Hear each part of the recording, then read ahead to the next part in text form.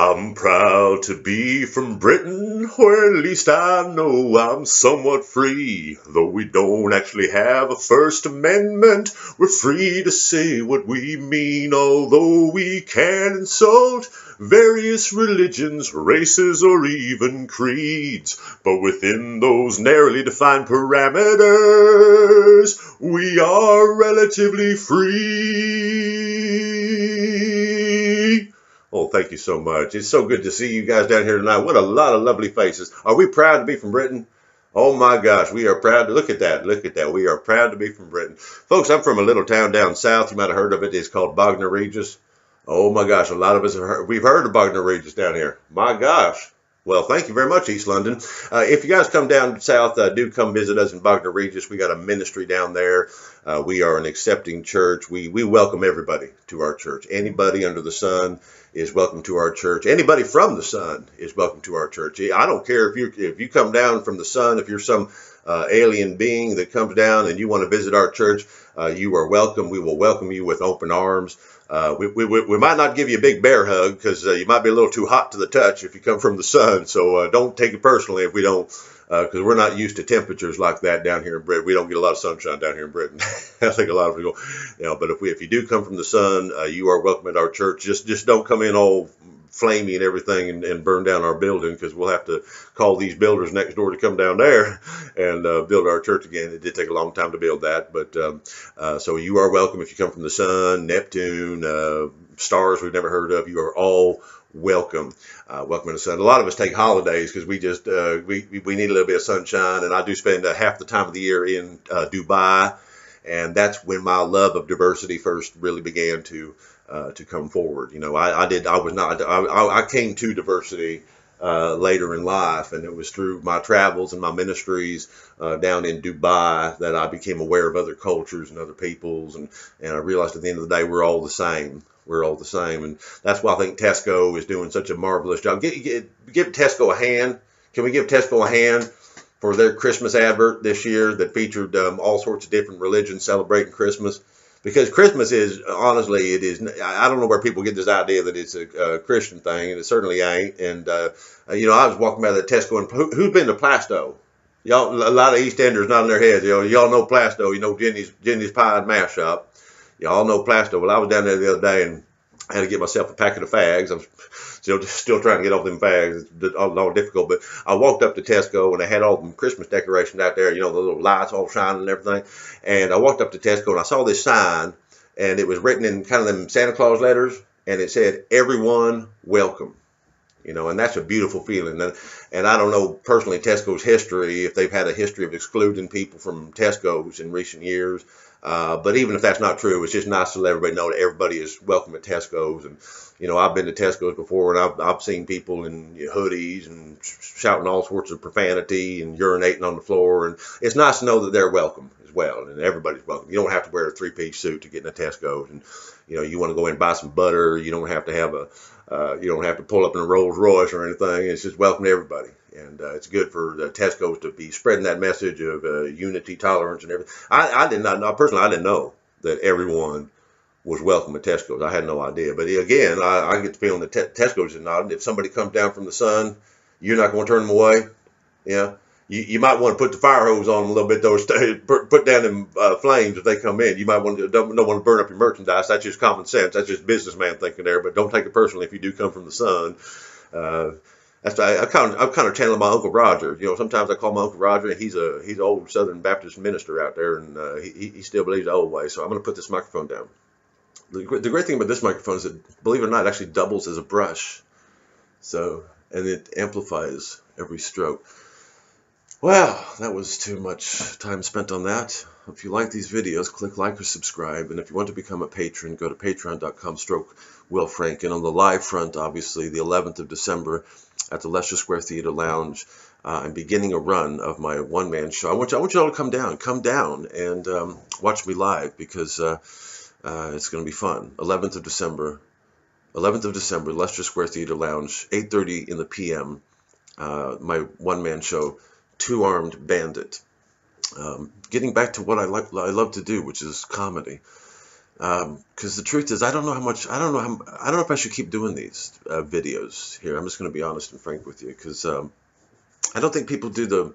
It's not because people can't handle an hour. It's just they actually are tough to do lately. I don't know what it is, unless I'm doing something the night before and I get into like yesterday's, man. I fucking loved yesterday's. I was just on a fucking roll, and maybe it's because I thought the builders were finished. Hear that? Obviously, they're not finished. I was going to go over there today and see if I could bribe them with a £5 note to finish it today. They got £5. Says you can't fucking finish this thing in 2 hours. £5. Okay, you're on, man. You're on. Let's do it. Let's do it. Let's go. Then I also thought, I wondered too if they're actually done, and they know that if they announce that they're done, they won't get more money. And so if the guy who owns the house is at home, they just make some noise, just saw the air. Still working very hard. Nearly done. It looks like it's done, but it's not done. Not done yet. No, there's more to do. But it looks like it's done. Well, looks can be deceiving. Looks can be very, very deceiving. It's not quite done. We have to put in more noises. There has to be more noises because if you don't have the noise, you can't, it's going to be hard to at night. And, if you want to, especially with the bathroom area, you have to have lots of noise. Now we're just putting another layer of noise in there, and then we're going to put a third layer of noise, and that will insulate the non-noise from because if you're going to because you're going to use this to cook and eat in it, you don't want to have too much non-noise, because that silence can be deafening. It could be really, really deafening and too much time to think. You don't want that. That's not a very good Indian, but I'm just angry. I'm angry, and whatever is coming out is coming out. It has been 3 months. I think it's been 3 months, because I remember Scott and I finished the film. By the grace of God, they didn't, because if I wouldn't have been able to record any of the sound cues for that film, Red, White, and Blake, had they been doing. I wouldn't have been able to. We couldn't have done it. There wouldn't have been any way to actually record the things that didn't need. They're just never going to get it done. That's one reason why I'm thinking of putting these on hold. Because you wake up in the morning and you think, I've given up on like seizing the moment, seizing an hour where it's quiet. You can't predict any of this stuff. So there's that. There's, I think I need to turn my head towards comedy again, and the live stuff and all of that. Although I don't know. I just have to see where I feel. I'm going to do one today. I'm already at 7 minutes, and then I'm going to do one tomorrow. And then make stuff for the patrons on the weekend, as I always do, just for the patrons at patreon.com/Will Franken. And then I'm going to see where things are on Monday, because I don't know, because this is not easy. Sometimes they are easy, but especially if I do a really good one the night before, like yesterday's was just fucking bang on, man. A lot of comedic moments. I quite like the guy who talking about the strong silent type, and he gets his cancer diagnosis and he don't really care one way or the other, and the girls just go, "Oh my God, a strong silent type." But also too, I don't really want to be vulnerable anymore, but it's too late. See, that's my particular thing. Like if it's, when I first come out of the gate, I can be honest about anything. I can be honest with strangers about anything. Like the girl at Pret, I just blah, and as far as I know, even though I know some people are watching these, as far as I know, I'm in my room right now talking to a laptop. So it's like I'm only getting vulnerable for myself, right? But then I think it's kind of dawned on me lately that people are watching these things, and everybody has their own psychoanalytical input. And it's the talking about women thing that I realize might actually set me back, because if my goal is to get laid, women don't really like vulnerability. I don't think women really like vulnerability. They like to get a strong silent type. And then they like to find out, then they complain about, why isn't he vulnerable? Why can't he make himself vulnerable? Oh, can't you be honest about your emotions? And then when you do, then they leave you. But at least you've had them until then. I don't believe in this. Women are attractive. But in fact, I was thinking of a bit that I never do anymore, and it was about guys getting vulnerable with women. And I don't have the script in front of. This is just so annoying. It's annoying. I don't want to do it anymore. I don't want to do these anymore. So if I get up in the morning and they're making noise, I can just go off, get a cup of coffee, fucking get a notepad, go write some ideas down. But it's just getting like the universe is telling me not to do these. I don't know if I'm, you know, because I've run out of things to say about the builders. I was trying to think of builder sketches because I knew a lot of Irish builders in San Francisco. I used to hang around with a group of Irish builders, right? Like 30 of these guys. We played paintball one day, and I don't know if I told you this, but they all had nicknames for each other. And one of the guys they called Mike the Ferry. And I said, "What, is he gay?" He said, "Oh, Mike the Ferry? No, no, no. He's a barista." I said, "What, is that what you call him, Mike the Ferry?" "Yeah, because he's not a builder. So he's a ferry." So if you weren't, and then I thought, what the hell does that make me? I'm a comedian, a performer. Like, what the hell am I? And I'm not Irish, So, oh, Mike the Ferry. Hey, Mike the Ferry. Mike the Ferry, because he's a builder. He's a barista. Because he serves coffee. That makes him a ferry. Like, wow. But we did play paintball. That was fun. Oh, first and only time I've ever played paintball. But I had a sketch that I've only done a few times where it was an Irish construction crew, and the boss was all of the men who were supposed to show up weren't there because they were famous Irishmen. Said, "Is Bono not going to do the pipe work today?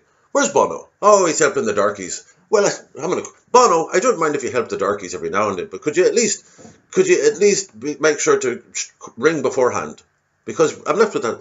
"And where's Liam Neeson, by the way?" "He's doing another Woody Allen film." "Give me Liam.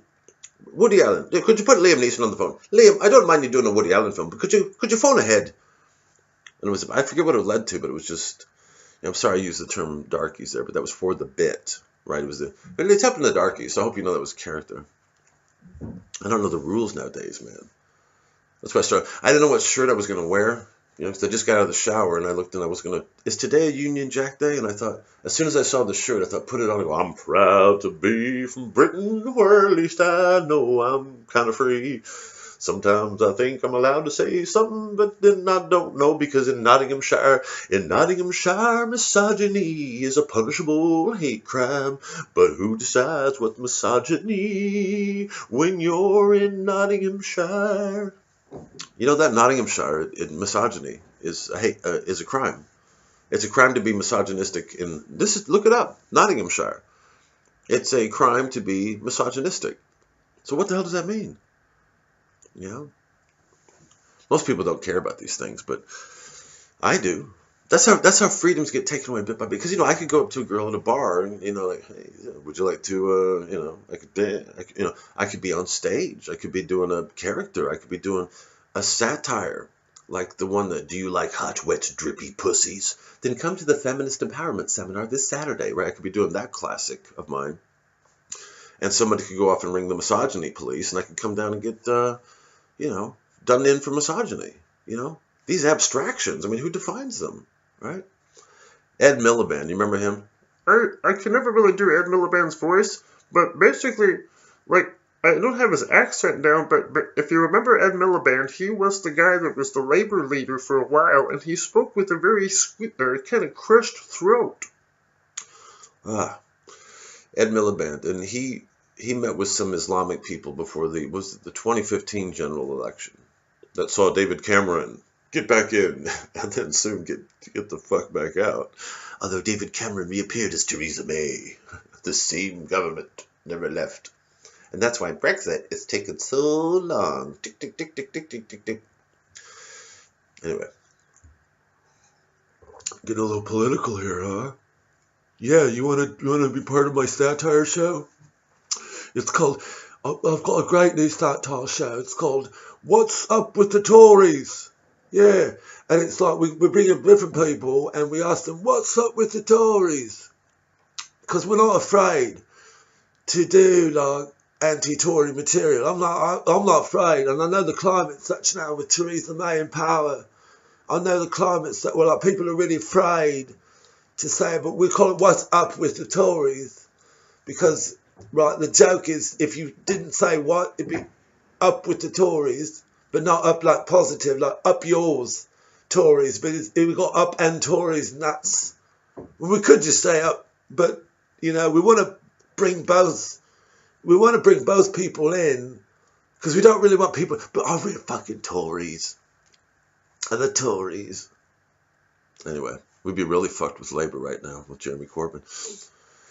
But Ed Miliband, during the 2015 general election, Ed Miliband said that if he was prime minister, he would make Islamophobia a punishable hate crime.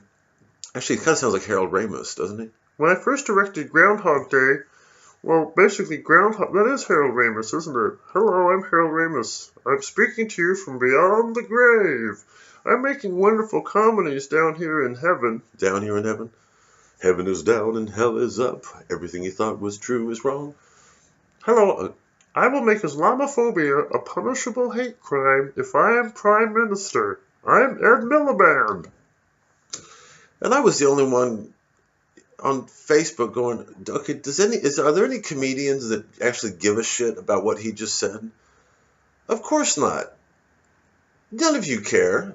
Because you've got the I'm voting Labour on the avatar. The red, I'm voting Labour. And besides, we should stop Islamophobia. Okay, that's great. Thank you very much. Thank you very much for having my back. Oh, thank you so much, my fellow free speech comedians. Thank you so much. So when I go out there and I do certain bits that mock a religion, right? Then you don't have my back if I get busted for hate speech under Ed Miliband's 2015 government. Thank you very much. Thank you for having my back. I appreciate that. Thank you. I'm glad you have our backs and Charlie Hebdo's bloody murdered backs. I'm glad you have all our backs. Thank you so much, my free speech advocates. Thank you so much. You can just put that anywhere. You just put a bunch of wood and shit. It doesn't matter. Yeah. All right, man. We're gonna get through this in one piece. Have I done the vulnerable with women bit? That's why I wanted to do it, because I got an email from Steve today. He's saying he gave me some suggestion about. I said, oh God, no, I don't want the advice about. I don't want any advice about. And I love you, Steve, but I don't want any advice about what I'm going through right now. It's just a drought, right? But I am nervous that 3/4. I don't know if that's normal or abnormal, but that 3/4 it's 3/4 men watching this according to YouTube, and 1/4 women, which I think just makes the women watching these very special, right? Whoever you women are, it makes you very special. But it's 3/4 men. I'm speaking to men. I'm speaking to a majority of men. But maybe that's because, even though we live in a computerized world anyway, maybe that's because, computers, this sort of thing is, once upon a time it was just men that did computers. My uncle, right, that I told you that he's schizophrenic, and I love him. He's crazy, but he was like into computers way back when like nobody was into computers. Remember Tandy and Commodore 64, those types of things? And he's like, Will, watch this, watch. And he would type in my name, and he would put go to, or, like basic programming, and he would press enter, and my name would appear in a scroll instantly. Like he was like that. So once upon a time, or video games, there was a time it was like only guys played video games. And now everybody's on a computer. But once upon a time, this was the domain of men. Men did computers, men built things, men did this. Men were football commentators as well. Hello, I'm Sassy Johnson. What an exciting Super Bowl we've got here. Oh my God, you carried the ball, and it was like you did this, and who was it? Was it a cricket? Come on, who out here remembers this? It was some big black. I don't think he was a football player. I think he was a cricketer. Cricketer. He was a cricket player, and there was a female asking him some questions. So what was it like? But you won the thing. And he goes, yeah, you're a pretty lady, or something like that. And he flirted with her on air, and then he had to apologize, and it was like, what do you expect? He just did this sports thing. He's a big masculine. I don't know if he was a cricketer. I don't even remember the story, but he hit something. He hit a ball, and he was on a pitch, a field. And then a woman comes up to him with the microphone, and he's like, "You a pretty lady," or something like that. And it was, what do you expect him to do? Pretty woman sticks a microphone in. Like, if I get done with the show, sweating like a pig. Thank you. Good night. I'm Will Franken. Remember who this is? That's my dick, motherfucker. I'm on the stage, baby. That's fucking me, man. You've been a great fucking crowd. Suck my dick good night. Oh, hello. Hello, I just want to ask you a little bit about your comedy. Well, you're a pretty little thing, aren't you? Um, sorry, this is very awkward, and, what was it like? He came forward to, I went up to him and I asked him about his comedy, and it was like, you're a pretty little lady, and can I touch your bottom? And it was like, you know, I was so frightened to realize that the man that I saw on the stage, who did about 75 characters, was not the same person off the stage. I thought he was going to just be the same 75 characters off the stage, and when I realized he was just one person who only thought about one thing, it was really... Gotta look that up. I'm sorry I don't know his name. That's because I don't always know what I'm going to talk about on here. I thought I stopped it for a second. The Vulnerable with Women sketch. Well, anyway, that's what happens. So people, so I don't actually want any advice right now. I know I'm just going through something, and I'll get through it somehow. I just got to, first off, I got to stop placing importance on this shit. We live in very fucked up times, but, such is the way of the world, but I get my confidence back and whatever, and stop placing so much importance on this either, because, the thing is, a woman's not going to fix me. A woman's not going to make me complete. Really, no. It's just nice. It's nice to be wanted by a woman, right? It's nice to be admired by women. Where did I go off on that thing with the woman sportscaster? Sassy Johnson. What an amazing Super Bowl we got this year. It's just so exciting. Oh my God. And is my makeup okay? I'm a man, alright. We got tired of everything now. I don't know. Whatever.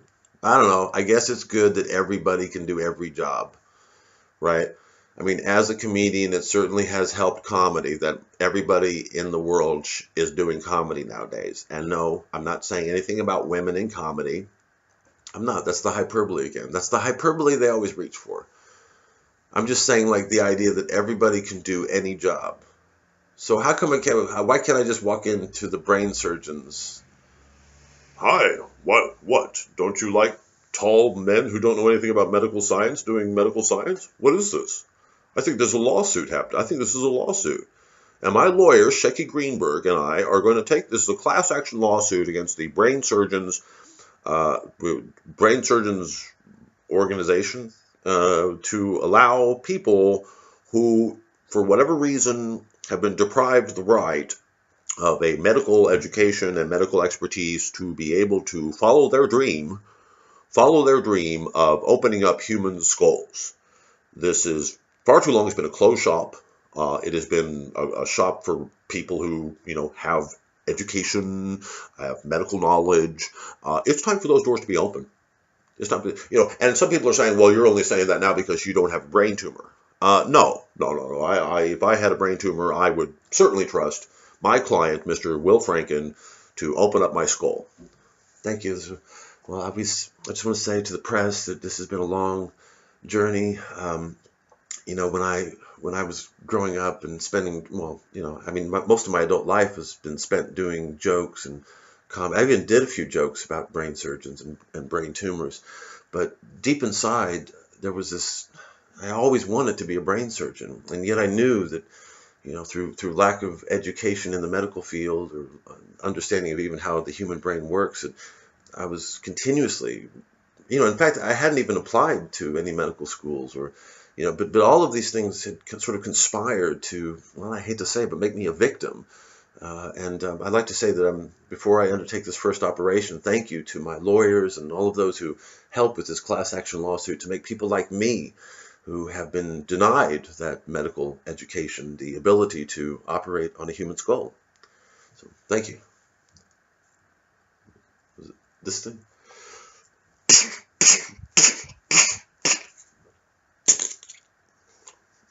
I can't find the tumor, but what does that mean? Okay, all right. No, because I'm new here. The thing that was going doot, doot, doot, it's going doot. Is that good or bad? It is bad. Okay. Hey, you know what? Yeah, but I just want to say, yeah, a lot of people are pointing the finger at me right now, But again, if I had been sort of brought up in the whole medical community environment, this is far too long to spend on a. This is what I want to do, though. I want to do comedy again. That's what I want to do. I don't want to be this vulnerable thing anymore. That's my own peculiar brand of fear of intimacy. Right? I get really fucking I do this. I get really fucking vulnerable with strangers, and then like suddenly like a penny drops way after all of the vulnerability has happened, and I can't do anything about it. To go, okay, you know anything about me now? You don't know anything about me. It's true. Yeah. But the bit that I used to do, getting vulnerable with women, it's kind of like yesterday. I did the sketch, which you can find at willfranken.com. And it's the podcast episode. It's called Écoutez-vous, il est moi deux, which is French for Are you listening? It's me, God. And it's at willfranken.com. These are comedy albums. These things were really, really good. And these are the kind of things that I make today for the patrons at patreon.com/willfranken. But once upon a time, I made these things for everybody. And you can find that at Willfranken. It's Écoutez-vous, il est moi deux, and that's the one where the guy is treating the internet like it's a woman. Like, fuck, I get on the internet every fucking night, man. You just gotta have confidence. You know, if a web browser doesn't open, that's because that web browser smells desperation, man. You just gotta fucking relax, man. And get yourself, you know, blow dry the fuck out of your hair, man. You just go up to that fucking laptop and say, you and I are gonna do some fucking browsing, man.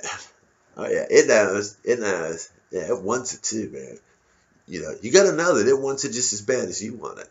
It wants to be browsed. So it's a slight variation on that, where the guy goes up, and it's based off of teen, you know, shitty teen sex comedies, you know. But the guy goes up and says, "Oh, I've never been vulnerable with a woman before." You never got vulnerable with a woman before? Fuck, Todd. We got to do something about that. Tijuana. This summer, these college buddies are heading south of the border to get vulnerable with women. And then it's like some cat house down there. Okay, it's $200 if you want sucking and fucking, and $500 if you want to talk about your dad. Oh, I went the whole 9 yards. So anyway, I always felt inadequate. Like, you know, in school, like the expectations placed on me were very high. And then this buddy comes in. I got the pina coladas. Whoa, wrong room. It's okay, Todd. We're just talking. Hey, man, I don't want to know. Anyway, one for you, one for me. And yeah, my dad was pretty abusive to me. And I just felt like vulnerable with women opens Friday. I thought of that because, well, yeah, that's what I'm doing. I'm just getting too vulnerable. Yeah, you make yourself vulnerable. What's the point? What is the point? Maybe people, I don't know. I like to think I was being of service somehow. I liked it when guys would say, yeah, fuck that. You know, Paul was texting me and said, fuck that polyamory shit. And somebody else said that on Facebook too. You know, I guess men were coming forward with their stories of, you know, I was going out with a girl for a few months, and you know, you had to ask that question, like, you know, am I your boyfriend? Eventually, get to the point, like, you know, are you my girlfriend? And I mean, am I your boyfriend? And then they respond with this: why does it have to be labeled? Why does everything have to be? At which point, you know, and again, the relationships get in your head like a perverted mist and cloud all judgment. Blah, it completely fucks up all logic. But if a woman says that, you should go out the fucking door. Right? Why does that have to be? All right, well, fuck you. See you later. Boom, gone. Like that.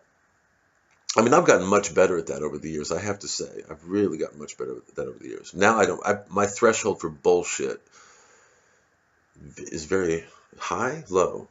It's a low threat. If it's a high threshold? That means you can put up with a lot of bullshit. So it's a low threshold. Yes, I have a low threshold for bullshit.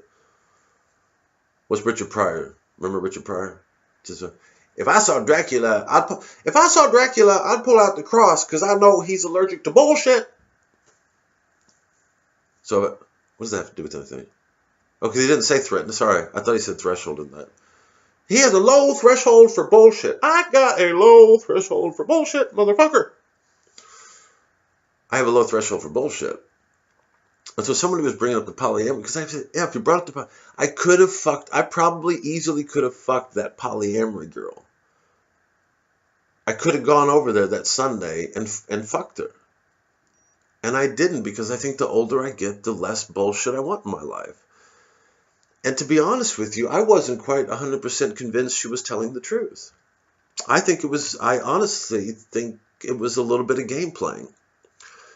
I think she was in this long-term thing. The guy woke up one day, about a year ago, a few months ago, after 10 years? I've never been with anybody for 10 years. I was with my wife for 3.5. That was the longest I was ever with the same person, 3.5 years. Usually it was 6 months, maybe a year. But you do all the holidays together once, then it's, oh, Valentine's, our first Valentine's, oh, our first Christmas, oh, our first Armistice Day, oh. And they're saying, God, it's our second Armistice Day together.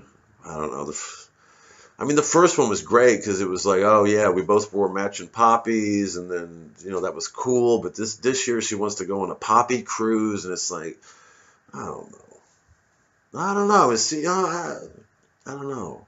You're breaking up with me on Armistice Day? I don't fucking believe it. One time I was, you remember Thanksgiving? Who am I talking to? Who am I talking to? To the Yanks or the Brits or both of you? Well, the Americans might remember a holiday called Thanksgiving, which I think is coming up actually. I remember one Thanksgiving, I just quit drinking again, and I was going out with this girl. And again, if you don't believe that there's a class thing in America, well, maybe this will open your eyes to it, possibly. I went to a house that was like very Kennedys. It reminded me of like the Kennedys, and it was a well-to-do house in California. And this girl that I was seeing had a cousin who was staying with her, because she just wanted to see what San Francisco was like, and she was and chatty and fucking so pampered and spoiled, and just like, but then I flew out here because I wanted to get away, like somebody who never worked in her life.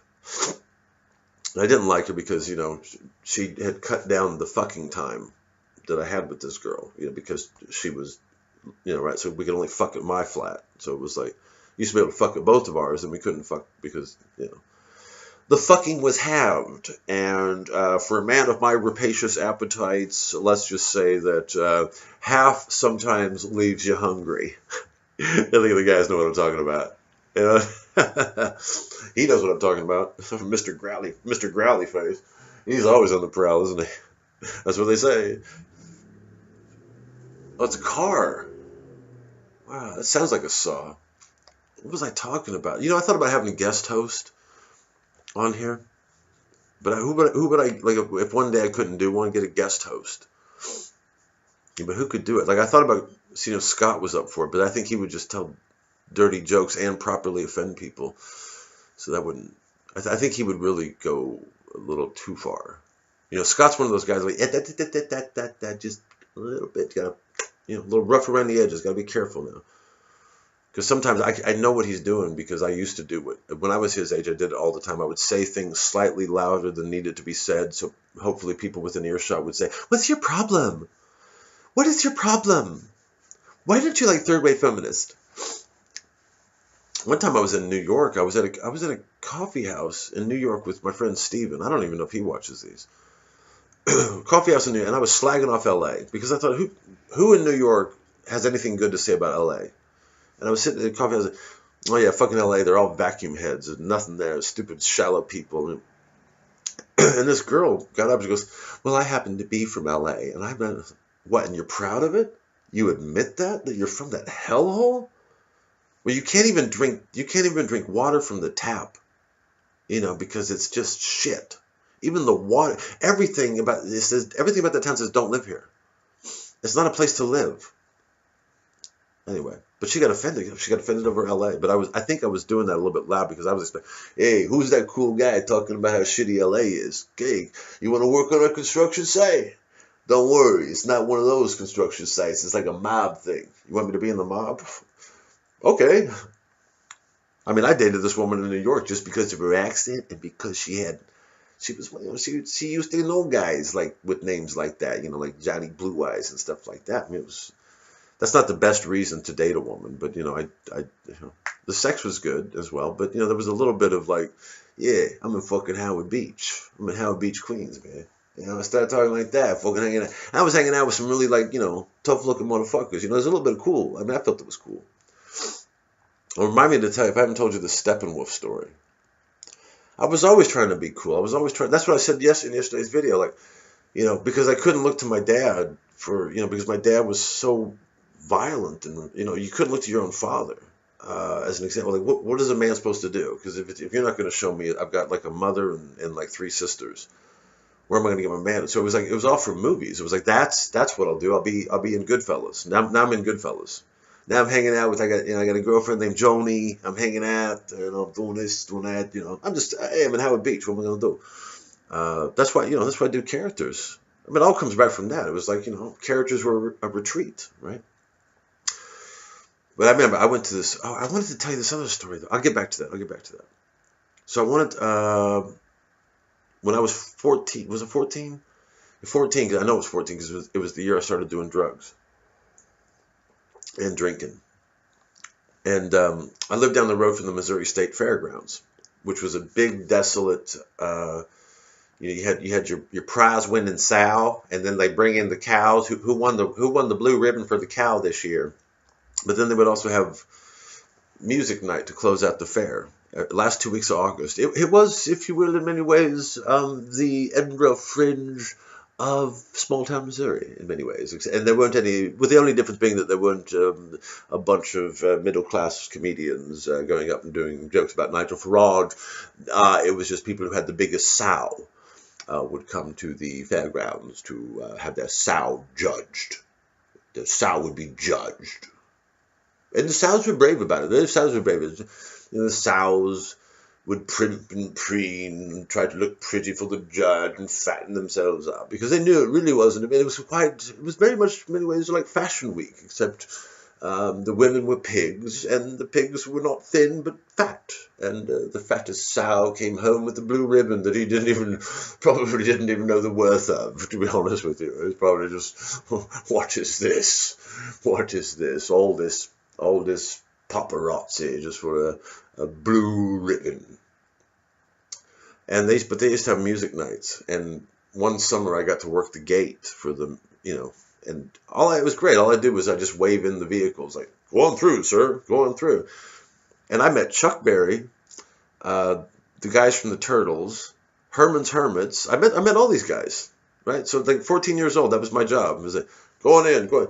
Chuck Berry came in. Then one night, Steppenwolf. It was a double bill with Three Dog Night and Steppenwolf. So I got off early and I got to go to the concert. Now this was when I was 14 years old, new to drugs. I had a year of acid, speed, weed, and booze, and this was my life now. This was everything. This was my summer of truth. And so I was getting into all the cliche stuff. Like I'd seen Easy Rider. I knew Born to Be Wild.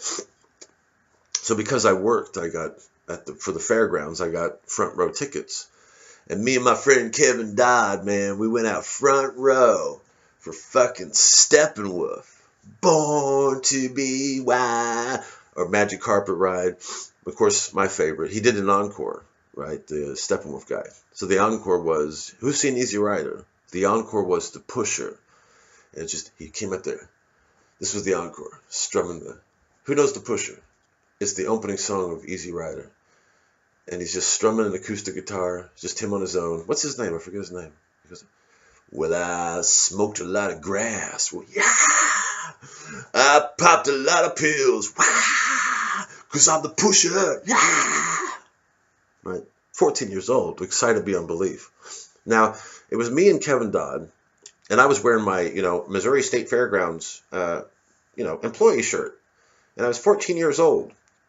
And all around us was a sea of the toughest, skankiest bikers. Like, I'm talking about, you know, meth fucking dealing badass, you know, like the shit you see on, like, you know, I've never seen I saw 2 seasons of Breaking Bad. I thought it was shit. But that type of, you know, white trash, big fucking bikers, right? So during the intermission, believe it or not, Three Dog Night was the headliner, which it didn't make sense at the time, but now I get it because they have many more hits, and still to this day, I think Three Dog Night put out some of the best music ever. Even though they didn't write any of their songs, but like Joy to the World, ooh, Shambhala, it's a great song. Mama told me not to come. That's a Randy Newman cover. What's the other one I love? Let's see. What's the best? Well, I've never been to Spain. It's a great music. Anyway, so during the interval, I go out to get some drinks, and I go up to the roughest fucking a bunch of bikers. I'm 14 years old in this, you know, an Izod shirt with my Missouri State Fairgrounds badge. I'm 14, man. And this fucking grisly gang of bikers with biker sluts and old grizzled bikers and fat bikers. You know, there's a group of about 15 of them, just all hanging around their bike, their chopper or whatever.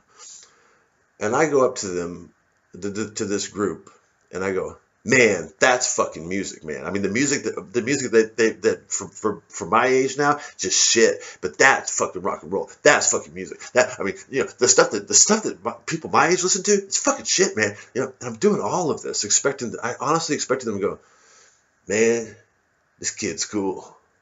You wanted to go for a ride? You know, I was looking for a father figure or something. I was looking for, tell me I'm a man. Tell me I'm cool. Accept me into your biker gang, you know? And after all of this introduction about how, you know, this and that with them, I don't even listen to music that they make for my generation. Fuck that. This is real rock and roll. After all of that, the guy in the center, the fucking gray-haired, grizzled thing on a chopper, he goes, shut the fuck up and get the fuck out of here. Okay, fine, sure. I was mortified. Not that I thought they were going to do me any, I wasn't even afraid of like physical violence. I was mortified that I just done this great thing. Look at how cool I am. What was it at the time? Duran Duran? I mean, you know, and it's funny because now I might actually put on Duran Duran. Music has to age like a fine wine for me. I honestly don't think they're making music nowadays though, because I actually do go into the cafe every day and I hear what's that one that goes da da da da da da da da da da da ooh ooh ooh ooh ooh ooh. I mean, that's just a really fucking retarded line. What is it? Da da da da da ooh ooh ooh ooh ooh. There's no music. But Duran Duran, I mean, at least I think they played instruments, right? Dude, I actually dated the chick who her dad used to manage out here, right? So I have been lucky out here. Her dad used to manage Duran Duran. But anyway, that's what I was mortified though. I did this big, look how cool this kid is. Shut the fuck up. Okay, sorry, red faced. Didn't tell Kevin about that. My friend who was he was off in the toilet. Didn't tell him about it. Didn't want anybody to fucking know that happened. But then I went to the beer tent because it was still interval, and there were these two older. They must have been. I was 14. They were probably like 19, 20, and they were like in Izod shirts. They were preppies, like two preppies there. And I went. Can you believe it? I went up to them and I did the same fucking speech. That's some fucking great music out there. I mean, you know, Steppenwolf, that's real rock and roll. I mean, the music of my generation, please, it's just shit. It's just shit. It is. Hey, wow, that's cool. You like it? And they were cool with it. It's just the bike. I could not get in with the bikers. And it was funny because a few years later, I tutored a biker. I tutored one of these guys. He was going, he's one of those non-traditional students. Like everybody should go to college. He was like, "Are you saying? I'm going to ask, wait, are you saying like what John Milton's saying?" Like they'd ask the professor. they'd always try to contribute to the class, and it'd be like, "Are you saying because like you say this John Miller and he's like, writing about the devil and shit? Is that kind of like what?" Like my bike, man, because nothing gets near my bike. Would I be like Lucifer, like what Milton's saying in that Paradise Lost? And then he came up to me and goes, "Hey man, you're pretty smart. You tutored him." He was like older guy. He was like in his 40s, 50s. And one day he couldn't pay me, and guess what he let me do instead in lieu of payment? Because he used to pay me pretty well. I don't know where he got the money. But, he paid me. He paid me. I would come over there and tutor him in algebra. I knew algebra at the time. I had algebra and, I tutored algebra and English lit. We had English lit class together. And one day he couldn't pay me, but he says, I'll tell you what I'll let you do. You can shoot an AK-47. I go, sure. And then so I went out there with this guy and we, shot some trees and, So that's just kind of some of the fun things that I did in the springtime of my youth. That just mortified me. Looking for acceptance, looking for, I was so desperate for acceptance. It's like, fuck, if a biker gang. Thank God he did that too, because my life could have taken a horrible turn. All right, here's how you make speed. Okay, this won't get me in trouble, will it? Fuck, Trouble's your middle name now, motherfucker. Okay, I got a middle name now. I thought it was Brian, but Trouble's pretty cool too. Okay, so just make the speed. I'm part of a gang. Hey guys. Oh, and no, I didn't do anything with university or comedy or anything. I'm making drugs for a biker gang. Oh wow. Ooh, I could have been a lot of trouble. See, God works in mysterious ways. God actually worked through that man. Tell me, shut the fuck up. Get the fuck out of here. Let's get back to that girl. So the girl, her fancy cousin, this was one Thanksgiving, right? Might as well do a Thanksgiving story since it's November. Yeah, okay. Well, I think this one went okay today, but I'll close with this story. So we go to one day I'm going, this is in San Francisco. One day I'm going to pick my girlfriend up with her cousin, and we're going to drive to this house about an hour away, which are her relatives, to celebrate Thanksgiving. And I hate this fucking yappy cousin of hers. I kept thinking of maybe because her name was Caroline. I kept thinking Kennedys though, like the kind of that is the class structure in America. There's the Kennedys, and then there's the people who are the scumbags, the working class. And then I like John F. Kennedy, right? Because this was when liberals had sanity. I like Bobby Kennedy because when Martin Luther King was assassinated, he came out and he warned both sides. He said, blacks and whites, no retaliatory, no violence, right?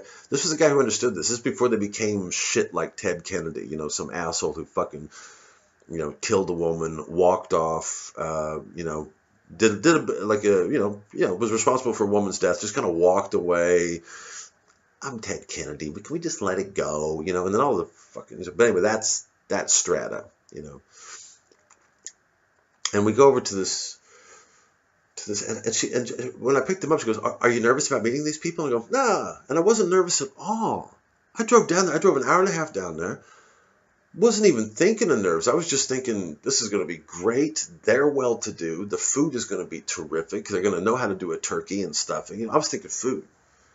But I just quit drinking as well, too, which, I thought, well, it doesn't matter as long as there's a bunch of food. We just shove the food in our mouths and, they'll give me some juice and food. And we go there, and as soon as the door opened, I got nerves like a motherfucker because the guy that opened the door was so unlike any dad that I had, right? Any dad. Of all the 7 dads that I had, all of those dads that came together, each with their own little sperm and mixed it together in a sperm pot and shoved it in my mother. Of all those 17 dads I had, it was so unlike my dad. The door opened and the man is in one of those aprons that said, my dad would have never put on an apron, that said like, don't ask me, I'm not the, a cute little joke about cooking. Kiss me. It wasn't kiss me, I'm the cook, but it was, a variation on that theme. And he opened the door and he was like, hey, welcome, hey, hello, and just one of those. And I'm like, oh, God. And there was some woman, and then it was a bunch of people, and I just stopped drinking, and immediately I wanted a drink. I was like, how the fuck am I going to get through this with no alcohol? Would you like something to drink, young man? We've got booze, booze, booze, booze, wine, booze, booze, wine, wine, booze, booze, beer, wine, wine, booze, and some juice. I'll just do a juice. And then he poured a little, and there was just like a little bit of juice left in the bottle. So like the whole party, and I'm too afraid to ask for more juice. So the whole party, I'm nursing, right, this little, and there's there's a woman in one room who's holding court. She just got back from Africa, helping the African people. Oakland is about an hour away, but she's helping the African people in Africa, and she's going on about how desperate it is, and and I go, oh Christ Almighty, I need a drink. And it just went up and down and up, and it was a really up and down thing, because then because at one point some woman recognized me from a show. Oh my God, you're Will Franken. I go, oh, okay, yeah, Will Franken, yeah. Oh, you like my comedy? Okay, I'm glad I came after all. But then something else would happen. Like, here's what happened. When we all finally sat down to dinner, we were going around the room. They did this. I mean, when I had Thanksgiving in Missouri, we just ate a bunch of food. You all right? Yeah, not bad. You gonna ever build that shed? Yeah. Good noodles, Grandma. Thank you. Well, yeah, how's school? Not bad. We didn't, but they did this shit. They sat down at the fucking table. There must have been 20 of us at this fucking thing with the fancy goblets and all this shit. And they said, okay, now we like to go around the room and just take turns saying what we're thankful for this season. So I'll start. Tom, I'm thankful for you, and I'm glad for my new job at and I was glad I got to work with the African children this year, and and it just filled me with gratitude. So that's me. So in the room, and it came to me, and I was right before my girlfriend at the time, and it got to me, and I was like, what the fuck am I gonna say? I'm thankful for the food. Well, I just went, but I have to be thankful for her, right? I have to say something to her, and I go, well, I'm just thankful for the food and you guys being so nice to let me in here, and I'm thankful for Tess. She's came into my life, and I'm thankful for her. And then as soon as I said that, I go, you're gonna feel really shitty if she doesn't mention you. I didn't even think it came out of my mouth, and sure, she did her thing, and it was like, well, I'm glad for my new job, and I'm glad to have my family here, and I'm so grateful for the food. And like, oh, what a cunt! I can't believe. Why did I do that? I mean, we'd already told each other we loved each other at this point, but he's like, what? You can't thank me? You're not gonna thank? You're not thankful for me? Wow. So then, like, the last refuge I had to say, because Thanksgiving it's not like a fast food meal, right? You don't just go eat the food. That I can handle. Like, let's get a cheeseburger. How's your job? Not bad. Wait, see you later. Right? That's why I love Weatherspoons. Just eat, talk. Thanksgiving is like a whole. It takes forever for it's like Christmas. It takes. Are we going to have turkey or what? Are we going to? Because I can have so many of these nuts after a while until I get nut mouth. I get nut mouth. It's all salty up here. I thought my last hope is that there was an older guy who was the boss of the house. He wasn't the guy with the apron, but he was like not the head of I don't know what do you call it in a family? I don't even know what a family is, to be honest with you. It was one of those. We're talking like it was a Kennedys. That's all I can say. Like, everybody big, and you've got your token girl who goes off to Africa. No interest in helping people in Oakland. No, you got to go to Africa, do it right. Then you get your big heart. That's when your heart gets real big. Boom, boom, boom, boom, boom, boom.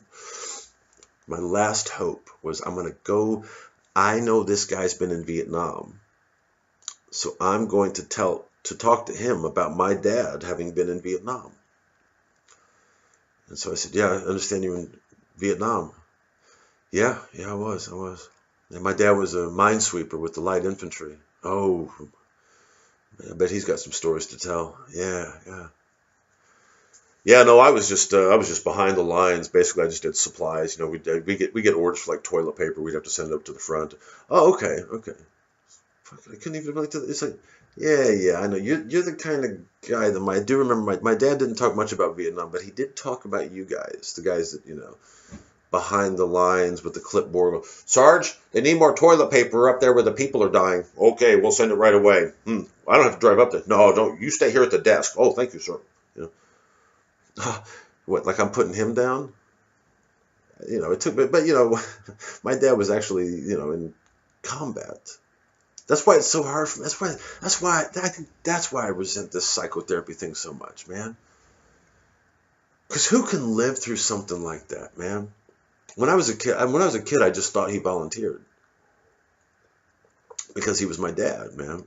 I thought, man, my dad was fucking, my dad got the call to action, man. He fucking left everything behind, went over there, did his year in a day. And I must have been about 7 or 8. I don't know. I was really young at the time, and we were driving somewhere one night. The whole family. We used to go to Kentucky Fried Chicken. You got time for another story? Yeah, we always got time for another story here on the Will Franken channel. We were going to, and I asked him. I said, did you volunteered, right? And he goes, fuck no, man. Who'd volunteer for that shit? And I go, okay. I didn't know. I just thought, but yeah, he was plucked and drafted. And that, and he was a minesweeper, and so like I thought, well, I could connect with this guy on that level, but it was still like, oh yeah, you were one of those toilet paper delivery men who sent dispatch, whatever. Like I have any experience of it, I don't. I gotta rein it in. I used to have it really paranoid that my father was judging me, and if I'm one of those guys, like sometimes when I hold hands with a woman. I'll find myself walking funny because my head is on the hands. And I'll go, wow, I'm holding hands with a girl. And I feel like I'm veering around. And it's like, just walk upright. You can do this. Walk upright.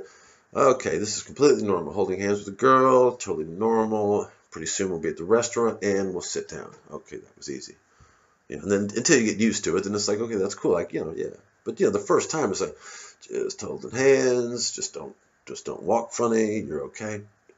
But I always had this feeling like people were watching me. I don't know, and he did that too because he used to want me to work in the garage with them, and if I didn't find the right tool right away, it was like, you fucking idiot, and it was like that, and I was like, okay, I get, I'm very afraid of being watched. And one night, because we used to go to KFC, and he sent me in to pick up the chicken. This was back in the days when you call ahead to KFC and they place an order. I'd like to place an order for KFC, a big bucket of chicken, and you got chicken? Yeah, put some more chicken in that. Make a big bucket of chicken. Throw some chicken in there as well, and put some shit over the chicken. And he sent me in to get the chicken. I was old enough now to go get the chicken for the family. And when I left the van, we drove vans in these days. I left the van. I'm walking into the KFC to get the chicken. I could feel like I was being watched. And when I feel like I'm being watched, I tend to walk a little funny. It's like what I told you, like when I tell a lie, the back of my neck shakes because my head wants to go, I'm full of shit. Right? And I started walking funny because I felt like I was being watched and judged.